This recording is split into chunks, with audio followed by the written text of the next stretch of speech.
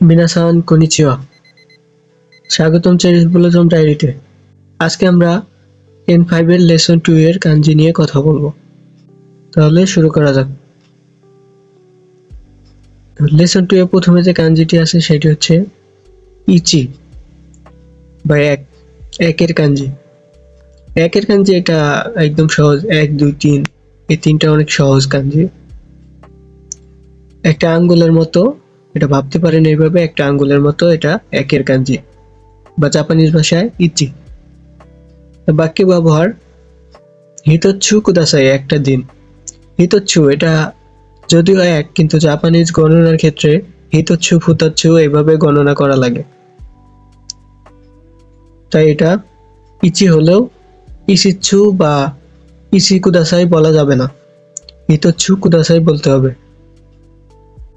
এরপর হিতোচ্ছু আরিমাস, একটা আছে। পরের কাঞ্জিটি হচ্ছে নি বা দুই, দুইয়ের কাঞ্জি। দুইয়ের কাঞ্জি হচ্ছে দুটো দাগ, দুটো আঙ্গুলের মতো, এটাও সহজে মনে রাখতে পারবেন। ফুতাচ্ছু কুদাসাই, দুটি দিন। এটাও নি হলেও বাক্যে ব্যবহারের সময় ফুতাচ্ছু হয়েছে, কারণ আগেই বলছি যে জাপানিজ গণনার ক্ষেত্রে হিতোচ্ছু ফুতাচ্ছু মিচ্ছু এভাবে গণনা করা হয়, তাই 1 2 3 4 এগুলো ইচি নি সান এভাবে বলা যাবে না। ফুতাচ্ছু আরিমাস, দুটি আছে। এরপর হচ্ছে সান, তিনের কাঞ্জি। তিনের কাঞ্জিটা অনেক সহজ, তিনটে আঙ্গুলের মতো। মিচ্ছু কুদাসাই, তিনটা দিন। এরপর হচ্ছে মিচ্ছু আরিমাস, তিনটা আছে। এরপরের কাঞ্জি হচ্ছে শি বা ইয়ন, চাইরের কাঞ্জি। এটা দেখেন জানালার 4টি কর্নারের মতো, একদম জানালার মতোই দেখতে। তো জানালায় 4টি কর্নার থাকে, এইভাবে আপনারা ভাবতে পারেন যে এটা জানালার 4টি কর্নার থেকে নেওয়া চাইরের কাঞ্জি। ইয়োচ্ছু কুদাসাই, 4টা দিন। ইয়োচ্ছু আরিমাস, 4টা আছে। এরপর হচ্ছে গো, 5-এর কাঞ্জি। এটা তেমন একটা মিল না থাকলেও দেখতে কিছুটা 5-এর মতো, ইংরেজি 5-এর মতো দেখতে, এটা এভাবে মনে রাখতে পারেন। ইচ্ছুচ্ছু কুদাসাই, 5টা দিন। ইচ্ছুচ্ছু আরিমাস, 5টা আছে। এরপর রোকু বা 6। এটা ইমাজিন করেন যে 6টা বাজে আমরা ভোরে গোসল করি, তো যে ঝর্ণাতে গোসল করি কিছুটা ওইরকমই দেখতে। এরকম ভাবে যদি আপনারা অনুমান করে পড়েন তাহলে সহজে মনে রাখতে পারবেন। মুচ্ছু কুদাসাই, 6টা দিন। মুচ্ছু আরিমাস, 6টা আছে। এরপর হচ্ছে শিচি বা নানা, 7-এর কাঞ্জি।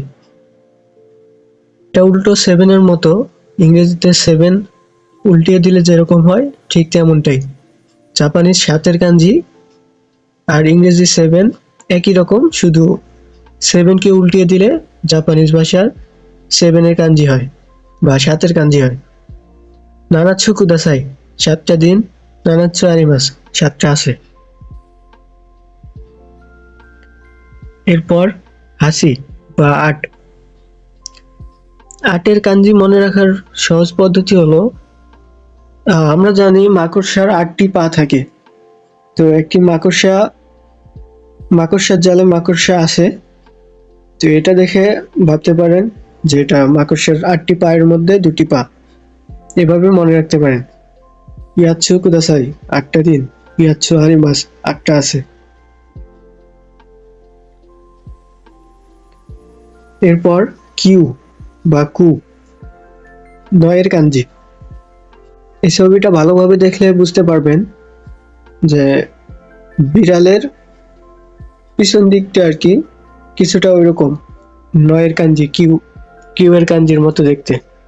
আর বিড়ালের 9টি জীবন থাকে, এটা আসলে একটা ইংরেজি প্রবাদ। প্রবাদ অনুযায়ী বোঝায় যে বিড়ালের 9টি জীবন থাকে।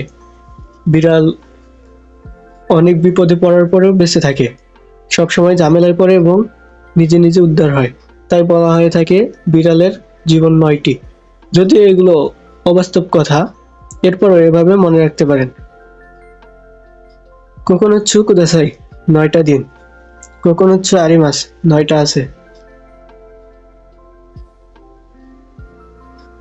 এরপর জু বা 10-এর কাঞ্জি, এটা কখনোই ভুলবেন না।